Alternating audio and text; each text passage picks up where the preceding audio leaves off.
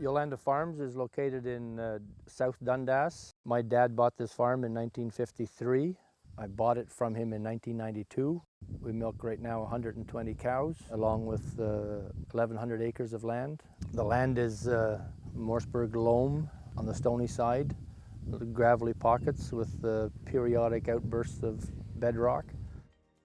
When I lived in Alberta in 1980, I met a guy who, his name was Gordon Hilton. He brought the first no-till drill into Western Canada.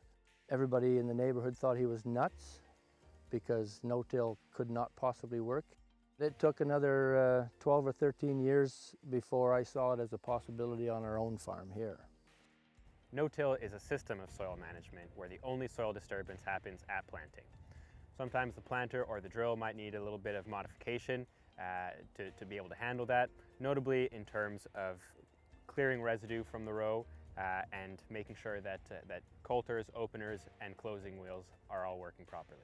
Because there's no tillage and no disturbance, the soil stays in place, the residue stays in place, and everything is working the way that soils naturally do. Almost nobody planted soybeans in Eastern Ontario at that time, but when we started incorporating soybeans into the rotation, all of a sudden we had a crop that could do really well in no-till, and time has proved that almost nobody here tills soybean ground anymore. Because we have a livestock farm, we milk 120 cows. Back then we were milking 60, and manure was an issue. We had to get manure into the ground or we had to spread it on the surface.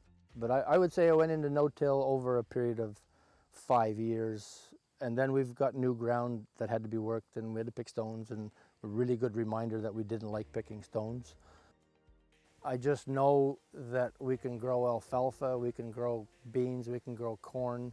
I'll never brag that we have the best yields in the county, but I can guarantee you that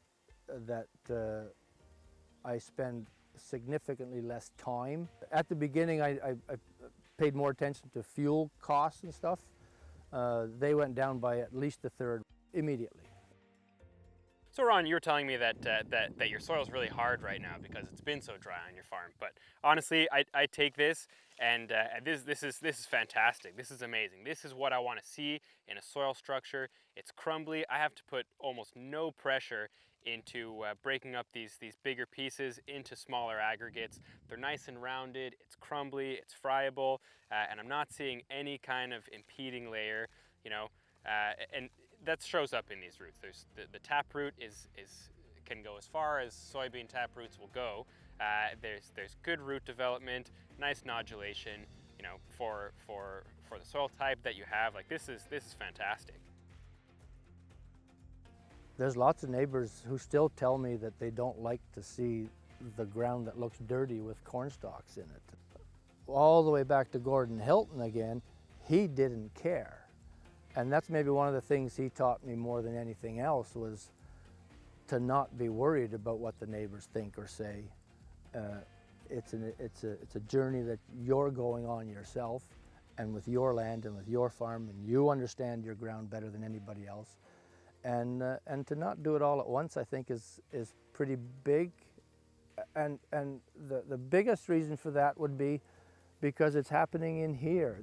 That's where the biggest transition has to happen.